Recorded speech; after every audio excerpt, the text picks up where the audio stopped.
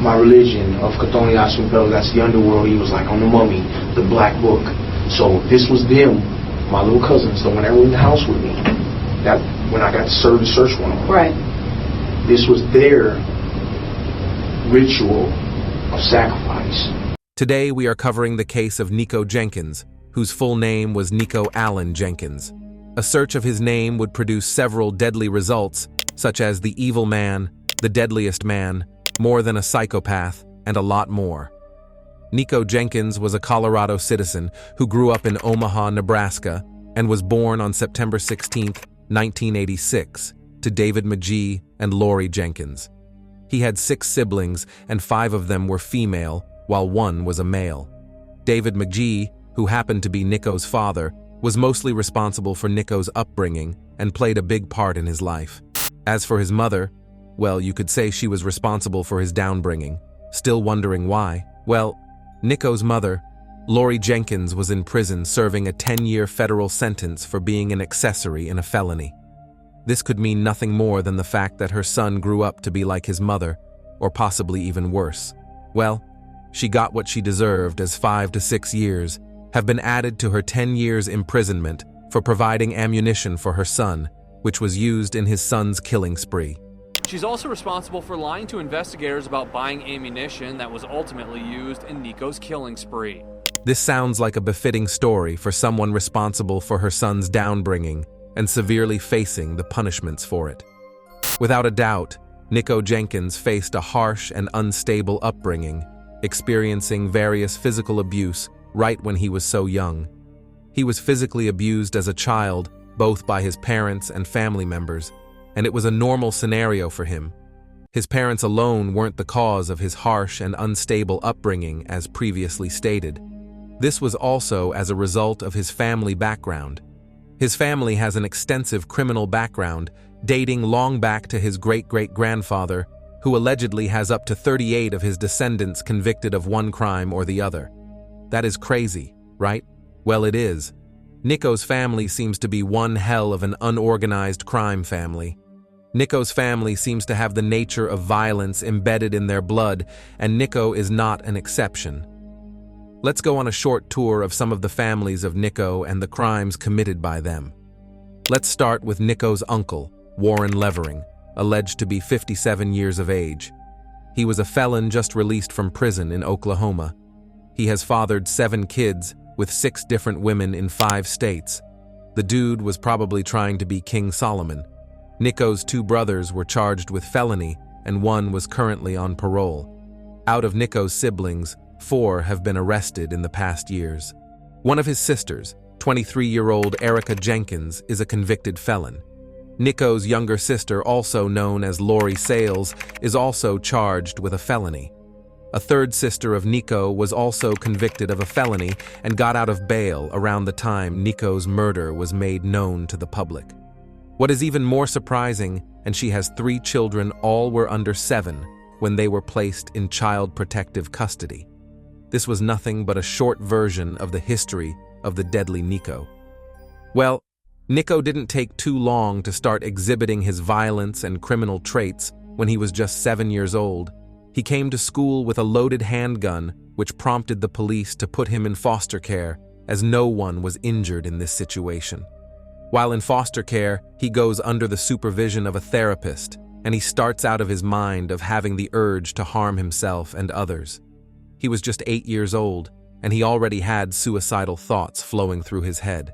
He got kicked out of different foster homes to another as he got more violent and threatening to other children there. This shouldn't even be considered a childhood, but more of an adulthood. He was going through more than a lot when he was barely 10 years old. It didn't take so long before he joined a gang and started carrying a weapon around at that time. He was convicted of many offenses after joining his first gang, which included aggravated assault, use of a deadly weapon, arson, robbery, and weapon charges, to name a few. He was accused of this crime not only once or twice, but multiple times. Fast forward to when he was 30 years old, he was convicted of committing 4 murders in a span of 2 weeks. 3 of the murders were 3 men who go by the name of Juan Uribe Pena, Jorge C. Cajiga Ruiz, and Curtis Bradford. The fourth murderer was a young mother who goes by the name Andrea Kruger. The murder committed by Nikko was known to be one of the worst killing sprees in the history of the state. The murder was committed with the help of Nikko's mother, his sister, cousin, and uncle, which is proof they were definitely generational criminals. These ferocious murders took place within a month after his release from prison for a car hijacking case that was committed while he was just 15 years of age. He was sentenced to 18 years for the car hijacking case, but was released after serving 10.5 years. This murder might probably not have taken place if he had been left to serve his full term in jail. Apparently, while Nikko was in prison, he wasn't allowed to be with his fellow inmates. He was considered too dangerous for them. This prompted him to be in solitary confinement during his jail term. He was caught making a weapon out of a toothbrush, getting tacks from his inmates, and a lot more dangerous activity. The police made quite a huge mistake releasing Nikko, as it was obvious he needed help, and stated he might harm people if he was let out, but he was abruptly ignored. During the time he was released was when he got his face tattooed and scared, creating a kind of killer face. He expressed that was what he wanted his face to look like now, which was very absurd. Before Nikko confessed to his crime, he stated he was innocent, but confessed afterward, saying the reason was for him to be excused from the court hearing. He confessed to his crime after an 8-hour interview, which included that the death was a sacrifice to Apophis, a deity in the Egyptian religion. He claimed the deity did possess him, and the only way he could get rid of terrible headaches brought by the demons was to kill people. This sounds more of a fantasy until he starts exhibiting antics such as speaking in tongues, howling, and hysterical laughter, which are acts and behaviors commanded by the Apophis. The first murder committed by Nikko Jenkins was similar to the second crime, as it was committed at the same spot and on the same day. The name of the first victim was Juan Uribe Pena, who was 26, and the second victim's name was Jorge Cajiga Ruiz, who was 29. Both events took place on a pickup truck by the swimming pool at Spring Lake Park near 18th and F. Saint on August 10, 2013, where they were both shot in their heads. Before the night of the murder, the exact day that Nikko was released from jail, a welcome party was held in his favor, and a weird and bizarre gift was handed to him by his uncle. For someone just getting out of jail for car hijacking, it is shocking why his first gift was a shotgun. What was even surprising was the fact that Nikko wasn't released on parole, which made it absolutely normal to have a gun immediately after his release. Parole would at least have restricted him from having a shotgun or firearms within a good amount of time after his release from prison, but the case was the exact opposite. On the night of the welcome party, he made a declaration he would love to move to Florida, commit some robberies in Florida, and use the money to move to Cuba, where he would join the military in Cuba and fight the USA. Well, for him to move to Florida, he decided he needed some money for that, and he expressed he would commit some robberies in his hometown, which was Nebraska, and his family, known for their act of crime, made it easy for him. His sister and cousin expressed their interest in joining him in performing the robbery. Nikko sketched out the plan that both his cousin and sister would go to a local bar and pose as a prostitute, promise unusual favors to two men, and drive them to the location he gave them, and Nikko, as the instigator, would rob them as soon as they got to the location. At first, it was supposed to be just a robbery, until Nikko committed his other grievous act.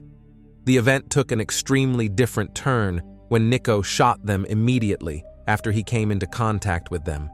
It was alleged that the man didn't struggle, as he didn't even try to rob them in the first place, but shot them immediately and robbed them afterward.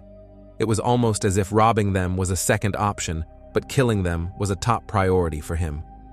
The fun fact about this killing was that both the victims were killed by the shotgun gifted to Nikko by his uncle, who goes by the name Warren Levering. It was impossible to know if it was pre-planned by Nikko, his sister, and his cousin to murder both the victims, or if it was a thought in a blink by Nikko due to the voices he claimed to be hearing from the Egyptian god he was serving. He was an unpredictable man and had lots of crazy thoughts going to his head, and thus, it's hard to pinpoint if he had it all in his mind to commit the crime. It took a while before the police found the 2 dead bodies in a white Ford F-150 pickup parked near a city swimming pool in Spring Lake Park.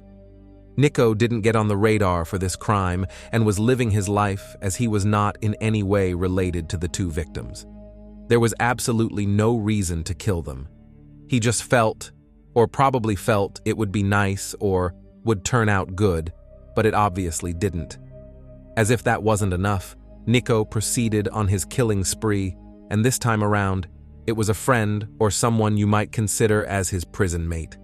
It all started when Nikko organized another party and was known for his habit of disclosing his intention of wanting to commit robbery, probably to let people know his intention or to recruit people to help him. On the night of his party, he made it known he would be committing another robbery, and this time around, Curtis took interest. Before the robbery took place, Nikko and Curtis were seen taking a picture together and displaying some kind of hand signs. What the signs signify was unknown. It was unclear if it was a gang sign or probably a sign of a snake, but whatever it was sure Curtis didn't know the picture would be the last one he would be taking. The picture was uploaded to Facebook not long ago, before the crime was committed. While Nikko and Curtis were on their way to the robbery, Nikko's sister joined too. On getting to the destination of their alleged robbery location, suddenly Nikko's sister shoots Curtis, but Curtis is injured and lying half dead on the floor. It was unknown the reason why she killed him, but she was in a frenzy mode and felt enthused. It was her first kill. Nikko, on the other hand, was infuriated at his sister. He wasn't infuriated because his sister killed Curtis. He was infuriated because he wished he was the one who had killed him. This instigated Nikko to shoot him one more time in the back, which later ended Curtis's life right on the spot. Curtis lost his life and was left lifelessly on the road. This event took place on August 18th. The body of Curtis Bradford was found lying lifelessly on the ground in a garage at 18th and Clark Saint by a man returning home from a night shift at a convenience store. He then called the police, where the police arrived to find 2 bullets in Curtis's back. It was later revealed that a picture was posted on Facebook by Curtis before he was murdered. Curtis's murder seems planned because he was handed an unloaded gun, and this makes it look like they were planning to ambush him. Nikko was not fully suspected of this killing as well, because he wasn't arrested and things were still going quite well for him, and he was living his life. Nikko Jenkins's 4th and final victim was a young mother named Andrea Kruger. She was in her 30s, a mother of 3, and never knew she would be leaving her kids alone so soon and forever. The murder of Andrea took place on August 21st at about 2:15 a.m. There was actually a concert going on in Omaha, and Nikko saw this as a once-in-a-lifetime opportunity to rib people. People would definitely be coming out of the concert, and that would be the perfect spot for him to rob people, according to him. Nikko decided he needed another car that could fit with the concert for him to avoid being unsuspicious, and he had it at the back of his mind to hijack someone's car while at it. The robbery this time featured 3 people: Nikko's sister Erica, Nikko's cousin Kristen, and Nikko's uncle Warren, who gave Nikko a gun at his welcome party. This is nothing short of a family affair robbery, and they headed to their destination. They were observing and looking for a car they could rob for their operation before they sighted an SUV. The SUV happened to belong to Nikko's 4th victim, Andrea Kruger. They followed Andrea until she stopped her car. Nikko jumped out of his car, dragged Andrea out of her car, and shot her multiple times. He got into her car with his uncle Warren, and they drove off alongside their original car, which had Nikko's cousin and sister in it. Yet, another soul has lost her life just for having a good car and not obviously trying to cause an issue with Nikko in his attempt to hijack her car. The police got to the scene on hearing of a gunshot, but it was already late as the deed was already done. The alleged robbery was probably carried out, and Andrea Kruger's car was burnt after the operation by Nikko's uncle Warren. It was still very unclear about the mysterious man behind each murder, as they weren't just connecting. Nikko was still living his life and was not suspected, not even once, until this happened. 10 days after the heinous murder committed by Nikko Jenkins, which was on the 30th of August, Nikko was arrested on an unrelated case. He was arrested based on a terroristic threats charge, and it was in no way connected to the previous murders. The threats were made to his girlfriend, threatening to kill her and to send demonic spirits to her house, which was obviously the Apophis. Nikko Jenkins's girlfriend didn't take this lightly, got terrified for herself and her mum, and reported him to the police, which led to the arrest of Nikko. During the investigation, the police had some doubts as to whether he was the one they were looking for the mass murder being committed. They had to restart their investigation again, and while at it, they checked CCTV footage of where the ammunition Brennecke Classic Magnum 12 gauge, commonly known as deer slugs, was used in one of the murders. It turned out their hunch was right, as the ammunition was bought by Nikko Jenkins' mother. Upon the police discovery and Nikko being under their custody, it was a win-win situation for the cop, as investigating and questioning Nikko would be easier. On the 3rd of September, he was questioned by the police officer, in which he denied the crime abruptly. He denied his involvement and acted like he didn't know anything about the murder. A month later, he accused his sister and cousin of the murder, and he was simply providing intelligence for them. Then, he confessed that he actually did commit the murder after an interview that lasted for 8 hours, and he claimed he did it under the influence of his god Apophis. His speech changed again, telling them he committed the murders because they should have confined him and not let him out of the prison. He was heard saying in a lot of his interviews, "I warned you. I told you I would kill a lot of people if you let me out." It surely doesn't justify his actions, but to him, that was more than a justification. He isn't trying to take justifications for his murder, but trying to pin the blame on someone else. The first was his sister and cousin, the second was the deity, and the third was the police structural system. The exact reasons for the killings were unknown, as it was without any partially known intent, such as revenge, family, or personal issues. It was unknown, but the fact that he confessed to his crime was more than enough for the police to arrest him. After his arrest, Nikko wrote a letter wishing to plead guilty to all counts in the 4 murders, saying was only trying to protect the Apophis kingdom, and the only way he could stop the god from possessing him was if he offered dead bodies to him. He went further to file a lawsuit against the state seeking $24.5 million for wrongfully releasing him when he was still meant to be in prison. He claimed he told the officer he had been gearing various voices from Apophis and warned them repeatedly, but it was all to no avail. He shifted the blame for the killings from his head to the correctional officials, as he believed all his acts were due to influence from his schizophrenia, which is a mental disorder of disorganized thinking, delusions, and typically hearing voices. He stated he had bipolar disorder and was also diagnosed with obsessive-compulsive disorder. With this in mind, the judge ordered a psychiatric evaluation, and it was concluded that Nikko Jenkins had antisocial personality disorder, which was a perpetual violation of the rights of others. It was stated that Nikko was faking his psychotic symptoms, and after long years of going back and forth on his disorder issue, he was eventually declared competent to stand trial. An administered IQ test was conducted for him, and he scored 68, which made him competent to stand trial. He was allowed to represent himself during the trial under the guidance of Apophis. During the court sessions, Nikko was seen exhibiting and displaying lots of antics, which were claimed to be under the command of the Apophis. After several cases, he was found guilty of all 4 murders and was sentenced to death on August 11, 2014. The date was delayed indefinitely, and it was held that he had to determine whether he was capable of understanding the death penalty in front of him. He was ordered to be housed at a psychiatric hospital, but the hospital was rejected due to lack of security at the hospital. He then agreed to come treat him while in prison. 3 years passed, and he was eventually sentenced to death by a 3-judge panel. Therefore, this panel finds that the death penalty is appropriate, should be, and is hereby given for each of the 4 murders by the defendant.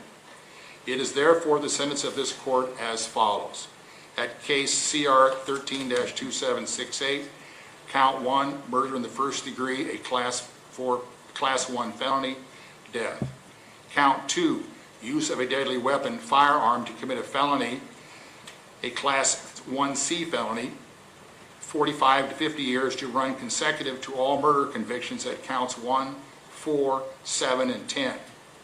Count 3, possession of a deadly weapon by a prohibited person, class 1D felony, 45 to 50 years to run consecutive to all murder convictions at counts 1, 4, 7, and 10, and count 2. As of now, he is awaiting the death penalty, and his death sentence has been postponed due to his mental illness. He was alleged to have made several self-mutilations. He carved 666 on his forehead, tried to slice his tongue for him to look like a snake. The cut he sustained required 27 stitches. It was recently alleged he is trying to cut himself up to try to look insane in order to avoid the death penalty, which could be close to the truth. But there is no denying that he is going through a lot with his mental health. In May 2017, he was sentenced to 450 years in prison and also the death penalty, which is strange because there is no point in sentencing one to lengthy years in prison when he already has the death penalty. In conclusion, the rest of the family was also charged for their part in the assault crime. Nikko's mother got 10 years in prison for buying ammunition used to commit the crime. The sister was sentenced to life imprisonment for the murder of Curtis Bradford and taking part in some of the robberies. Nikko's cousin was sentenced to 20 years in prison for his involvement in the robbery committed by Nikko. Warren, the uncle of Nikko, was sentenced to 4 years in prison for involvement in the murder of Andrea Kruger. Following the case, in April 2020, the Supreme Court refused to hear his appeal. As of now, he is still in prison receiving treatment, and his death sentence is still unknown. So this is the story of Nikko Jenkins. If you enjoy the video, just hit the like button and subscribe to our channel to become our family member. Thanks for watching.